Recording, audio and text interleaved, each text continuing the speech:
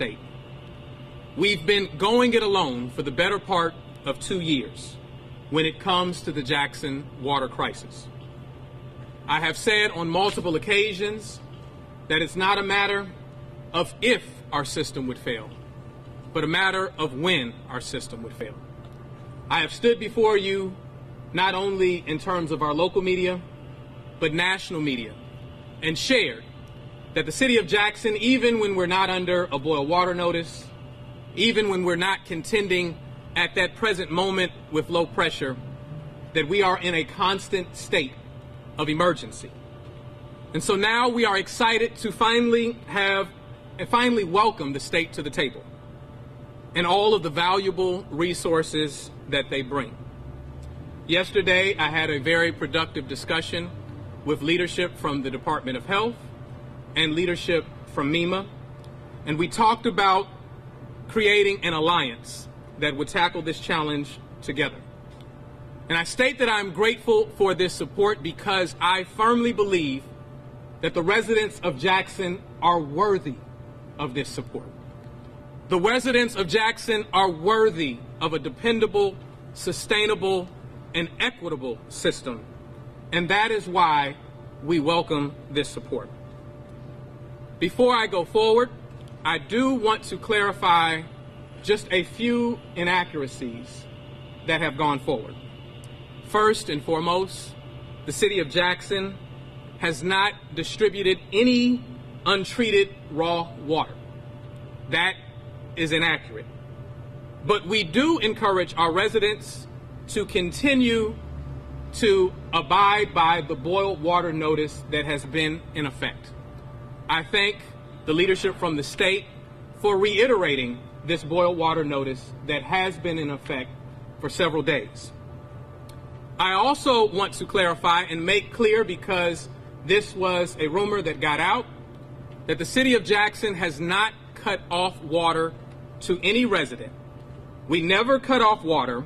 The lack of water was due to pressure, a lack of pressure in the system, which we stated was complicated by the flood waters that we received. It is because of our transparency that the state is aware of the many challenges that our system is facing. It is because of our transparency that we know about the staffing shortages. It is because of our transparency that they know about the system issues. And it is because of our transparency they know about the numerous equipment failures that we have. This is a set of accumulated problems based on deferred maintenance that has not taken place over decades. So let's talk about what we do next. Let's look forward to the united front that we have now announced and we look forward to. We're grateful to add the state to our team for the betterment of our city, Jackson, and our water system. With the state advising us and assisting us, we look forward to the myriad of improvements that are sure to come. I want to thank all of the volunteers. I want to thank all of the city employees that have been tuned into this challenge daily. I want to thank the support of Hinds County and their leadership that have been instrumental in supporting the city of Jackson over the years, distributing water year after year and crisis after crisis.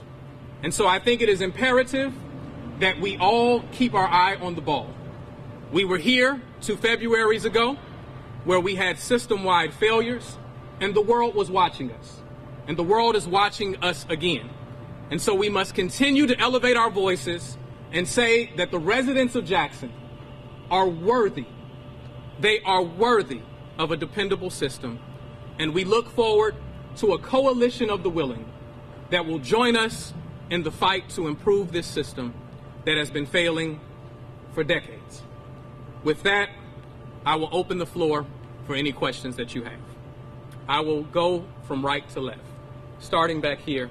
Yes. Mayor, I spoke to the EPA last Friday, and Carol Kemper told me that there have been some critical failures to address personnel needs at the water treatment plant of I'm quoting here directly. We asked in an information request letter for their communications regarding staff. In both documentation and communications, we did not see evidence of any efforts to recruit. So I don't know that they've tried to reach into that labor pool, meaning for Class A water operators and regular maintenance personnel. She continues. They could be reaching out to technical colleges. They could be holding recruitment events. They could be scheduling interviews. They could be putting in advertisements. This is what we do when we recruit. We're not seeing these types of things. Well, I don't know how abreast of all of the recruitment efforts Ms. Kempker is at this time. I can tell you right now that we have 10 individuals that are training to be Class A operators right now as we speak.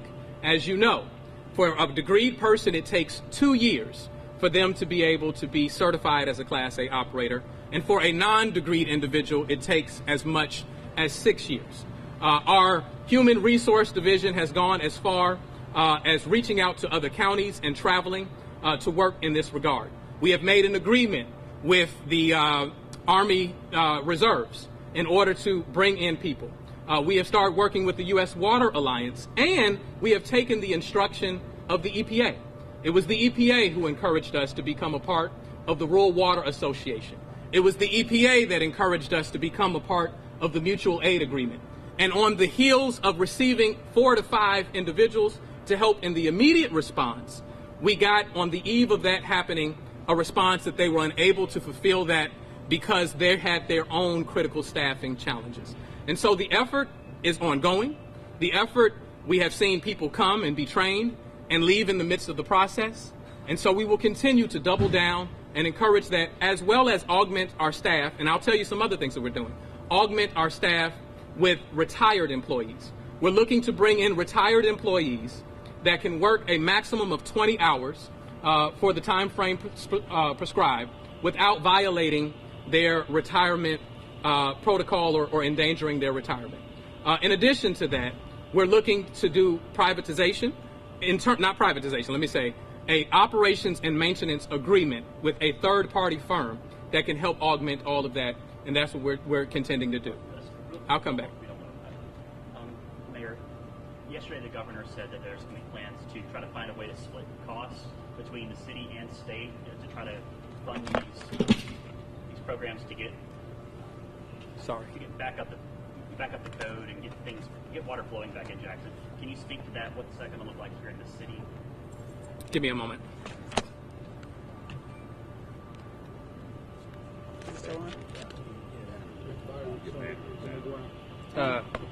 Forgive me. We have a number of microphones sitting up here.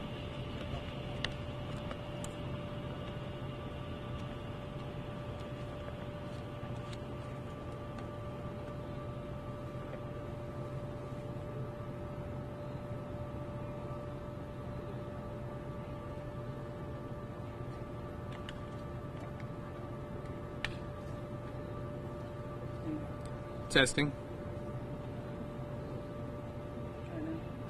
Testing. Okay, I'm back with you. Give me your question again. Yes.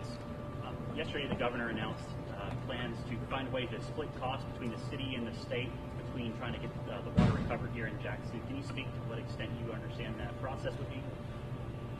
To date, I can just share with you the conversation that I had with the leadership from the health department and also from the leadership of MEMA, where they talked about taking on about 50% of that cost. We will be using ARPA funds and any available dollars that we have in order to meet our portion of that cost. I can share with you that I've had representation from the White House, and also I received a call from the infrastructure czar, Mitch Landrieu, that have shared with me that the White House is watching critically in terms of what is taking place here. And so we look forward to additional support from them. But we will take every available dollar, and I think that that's something I failed to speak to here. That the city of Jackson, in the process of this crisis, we have committed every dollar that we could find in order to meet this challenge. Not only have we committed $8 million for one water line, a 48-inch water line that helps support the service of water to South Jackson, which is most disproportionately affected by this challenge. We've put in millions of dollars in terms of weatherization of our water treatment facility due to what we've experienced in February where the cold temperatures, the prolonged cold temperatures, crippled our water treatment facility there. We're spending money towards automating certain parts of the plant. We're trying to deal with the clear or the wells, the clear track wells at the fuel plant. And we're looking to make as many improvements as we can. But as I have stated before, this gets into quite possibly the billions of dollars. And so that is far beyond the city of Jackson's reach to be able to accomplish that on our own. Yes, sir. You say this is an ongoing problem. We spent the day in South Jackson talking to customers. They said the same thing. So what's the big piece that's missing? Is it a lack of funds, attention, coordination with the state? Do we need a new plant here, new pipes? What's the big piece that's been missing in order for you to be able to solve this problem for frustrated residents? Certainly, if we could get a new plan on the table, I would defer to a new plan. But by and large, it is a lack of resources and the coordination. And that is why we're excited to have the coordination today. This is what we've been asking for. And so we, have open arms in this process to welcome that coordination, welcome that support. There are areas of challenge that we have had with our raw water screens. And today I'm hearing discussions about bringing in temporary raw water pumps. I'm hearing discussions about bringing temporary raw water pumps into the fold to help support the input of water into the plant so that we can treat it appropriately and get it out. Often, our lack of being able to have requisite pressure going into the system is due to the fact that we don't have the appropriate amount of water coming into the system, or we're challenged due to those pumps, due to raw water screens, due to a number of system failures that cripple us and are unable to achieve.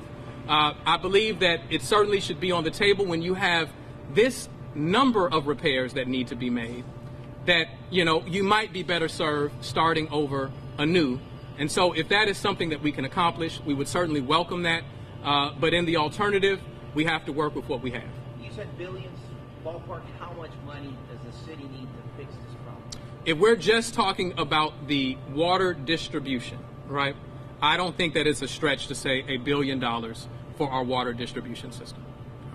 Can you describe your communications with the health department recently and when you were made aware of the possibility that the governor alluded to last night, that he found out on Friday that there's a possibility that the Obi Curtis plant could fail? We spoke to the health department yesterday. I would estimate probably just a couple of hours before that press briefing. And I would describe that communication as encouraging. It was a good discussion. I appreciated that leadership and what they had to share. And they talked about bringing the full cavalry in order to support the hardworking people of our water treatment facility. These are individuals that are working long hours, that do know their craft, do know this water treatment facility. And I do want to make it clear that these are individuals that have more understanding and expertise than the average water operator, because Jackson has a unique system that is both conventional and membrane, and they use the combination of both of those processes in order to distribute water into the system. Usually what we experience in most water treatment facilities, surface water treatment facilities, is either conventional or membrane. And so to have them join in on those individuals, who have been working hard, was welcome news. So you didn't know before yesterday about this assessment? Yesterday was the first time that I was briefed. Yeah. Yes, ma'am. Last night, Governor Reeves said that the two main pumps and motors at O.B. Curtis went out about a month ago. Is that an accurate timeline? And were repairs being made? Were there plans to make repairs? Well, first and foremost, I want to communicate that there are more than two pumps at O.B. Curtis. And so the two pumps going out did not cripple us. But I actually communicated this to the local media, I think about 2 to 3 weeks ago, where I talked about the repairs that needed to be made, that I talked about, one, they felt that they could make the repairs within the local vicinity, and that we would return that into service. And so that's ongoing. We have challenges with these pumps on a consistent basis. Sometimes it may be a simple fix that can be made right there at the water treatment facility. Sometimes it requires us to ship off this pump or that pump in order to make those repairs. And so that has been a part and parcel of the ongoing challenges that we have been dealing with consistently. That is why I've been lifting up the fact that we are in a constant state of emergency, because whether it's the raw water screens, whether it's the pump, whether it's the UV light, that isn't even a part of the order of consent with the EPA, we have acknowledged and we have identified additional challenges that are yet to be that have yet to rear their head in a way that have brought the attention to the regulatory agencies. And so there are a number of failures. I will share with you that what is ideal. What is ideal is a system or a city that would have had a capital improvement plan over time, that would have looked at the life cycle of each part of each piece of equipment in that plant and determined when that life cycle was set to end and scheduled its replacement over time.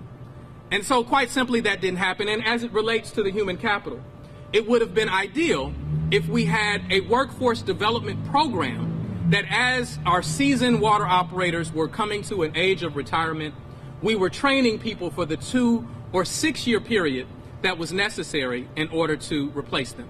But I liken it to a car. If you change your oil, if you rotate the tires, if you check the fluid levels, then that vehicle is more likely to function well for you. But the moment that you don't have that routine maintenance and things get out of hand, then you have big system failures that cost you big. Yes, sir. Mayor, we've seen some drone footage of the O.B. Curtis plant that doesn't show any visible flooding affecting it. Can you clarify how those high water levels did impact Curtis's ability to process and treat water? Yeah. Well, I'm not certain when those drone images were actually taken. And so that may be, a bit misleading. But what happened is that due to the flood, they were receiving a different composition of water, right? A different makeup of water that made it more difficult to treat. And so if they didn't change the chemical composition of how they were treating it, then we would have left our residents in greater danger and a greater threat. And so that's why they were unable to push out more water, because they were making certain that they were effectively treating the water. And so that was directly associated with the water, the additional water coming into the plant. I appreciate that. Yeah. And a follow-up about... I'll start here with the follow-up and then I'll return back this way. You mentioned at the top of the press conference about there was no raw, untreated water introduced through pipes, unlike what the governor and I believe state health officer had mentioned last night. Can you clarify why, and again, I'm not trying to get into a tit for tat, I'm just wondering why there would have been even the possibility of that from their end saying something like that. That's a pretty big stretch from your water was safe to drink if you boil it versus this is untreated water. Yeah. Well, I think that the main thing we want to emphasize to residents is to heed the warnings to boil the water. But I would just simply say that, as a non-engineer myself, I simply listen to the reports that I get from those who are the experts in the field, right?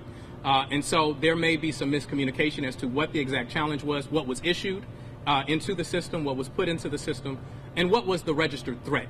We know that the threat was the potential of raw water getting into the system, but it was recognized by those that treat the water, and they ceased putting out the water until they could come to a chemical composition that was actually healthy and could be sent out to the residents. But we are still under a boil water notice.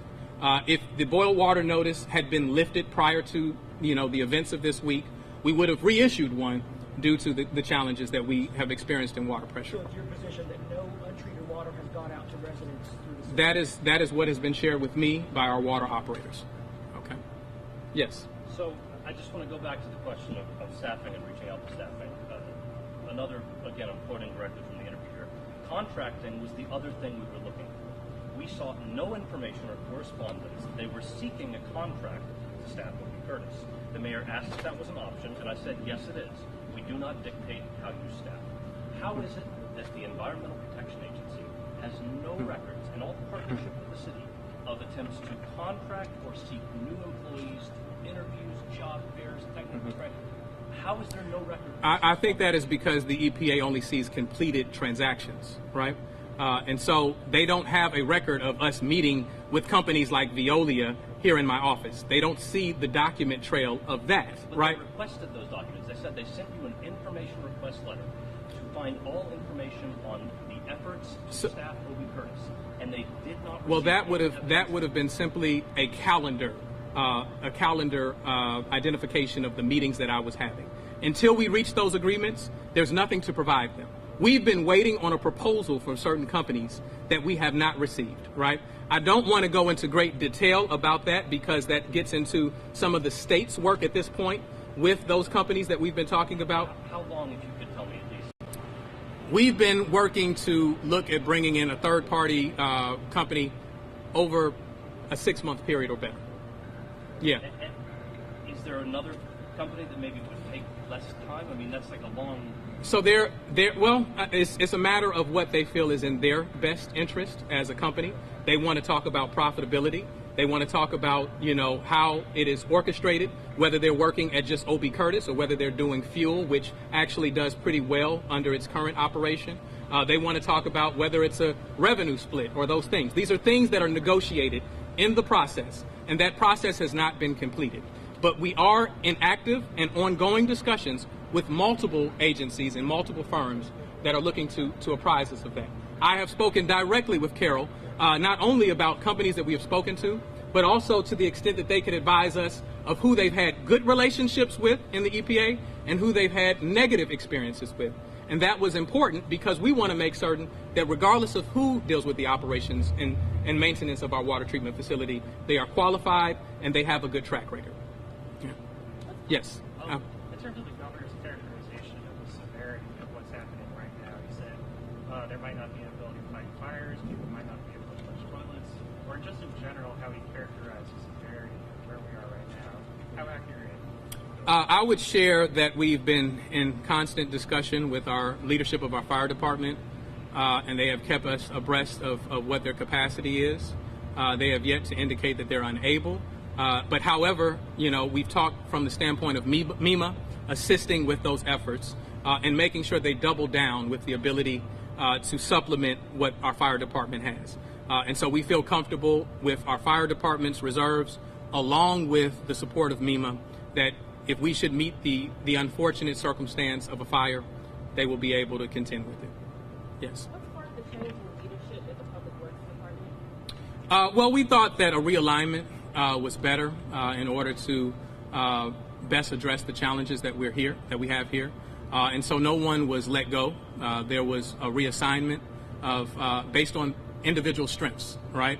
And so we believe that the interim leadership we have now has the requisite talent and ability to help move us past where we are at this present moment. Mayor, 2.5 weeks ago, you told us that you had full confidence in Mr. King and special confidence in the area you tasked him with, and clarified that for us. What changed in that 2.5 weeks? Nothing. I still have confidence in Mr. King and what I want him to do in the area that we believe that he can be most helpful is still one that he will be working on. Now, I felt that there needed to be a realignment of who people reported to, how communication followed down the chain. And so that's the change that happened. It was a realignment based on what we feel the individual skill sets of our team is. And so it doesn't mean that I no longer trust Mr. King. It doesn't mean that his skill set as a systems individual is not one that is well needed and beneficial to the overall success of our Public Works Department. Yes. If I may, just two really quick questions. Do we have an assessment of how many service lines customers are affected generally or with that water? And then the second question is just in terms of messaging, there have been a lot of statements of just don't drink the water freely, but to clarify, if the water's boiled, it's still safe to drink. We have not gotten an official word from the Department of Health to just say don't drink it, in a blanket way. Right now, the official stance right now is that we are under a boil water notice, and that is what we continue to advise our residents. And your first question, remind me? It was just, do we have any idea of the number of people affected with low pressure or no water? We know that we experienced it system-wide. We don't have an exact total, but I can tell you this, and I should have begun with this, is that we have seen steady improvements in the system. There are individuals who did not have water pressure at all yesterday, in which water pressure has returned, and the reports of the tanks is that there are steady gains being achieved each and every moment. In the middle of peak consumption, which is during the daytime hours, we've maintained steady. At night is a moment that we look to have the greatest amount of recovery.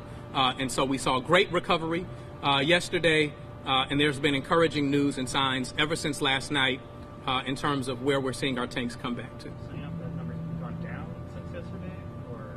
No, it's steady at this. It's gone up since yesterday. Okay. It's gone up since yesterday. I mean, in terms of the number of people with water. Let me clarify that. The number of individuals, there are more people with water since yesterday, right? Due to the gains that we made in the system overnight, and we've been steady with the production. We don't typically see the biggest gains in the daytime because that is when consumption is at its highest. And so we look to recover even more through the night hours. Yes, evening hours. In 2020, the EPA requested an alternative water plan for a situation just like this, distributing water to residents. In April 2020, Jackson submitted that plan. It was called the Alternative Water Source Plan Development and Implementation. I believe Keisha Saunders wrote that plan. Part of that plan, maybe the key part of that plan, was acquiring a contract with a third party, like a Kroger or some sort of a grocery store chain, to actually deliver the water. In those years since then, Jackson has not acquired that contract, and the EPA highlighted that as a critical, outstanding issue. Why not? So first and foremost, we didn't have a contract in place, but we were receiving the donations to meet the need. And so we were getting it by donation and not by expense. But to date, to make certain that we fulfilled the contract standpoint of that and make sure that there was a contract in place to meet that order of consent and go beyond the donations that were meeting that need, you would have seen today in today's city council meeting that we met that and we actually agreed with the Coca-Cola company in order to meet that need. We've been distributing water to residents in the midst of these challenges every single time that residents have been without water. Every single time we've had our constituent services department not only deliver to fire stations, but to personally deliver to our elderly residents and have several water distributions across the city. And so that's where we get into technical violations, which say that we didn't have a contract. But the reality is that we were providing that water. We were just merely taking advantage of the fact that we have high expenses trying to rectify these challenges. And if we had the benefit of corporations who were willing to provide it to us for free, we certainly were taking advantage of it. Thank you. All right.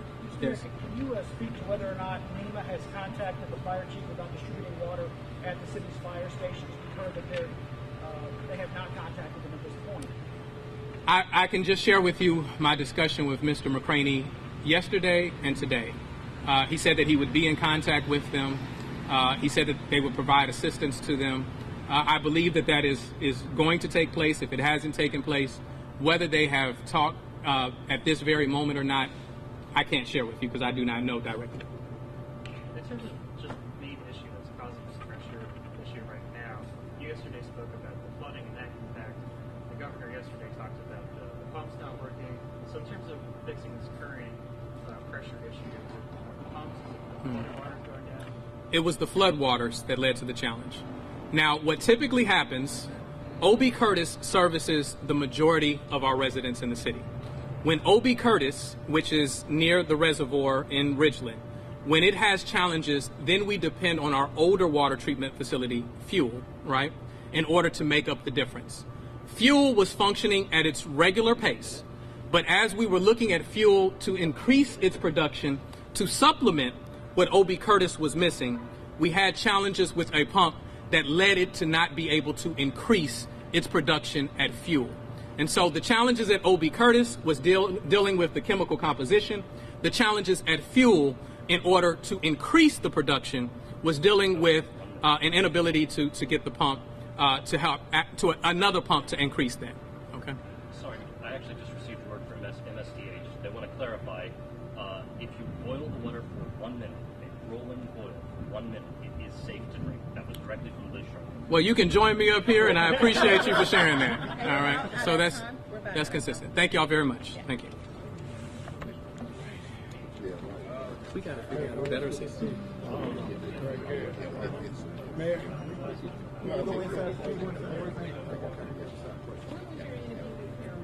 Friday.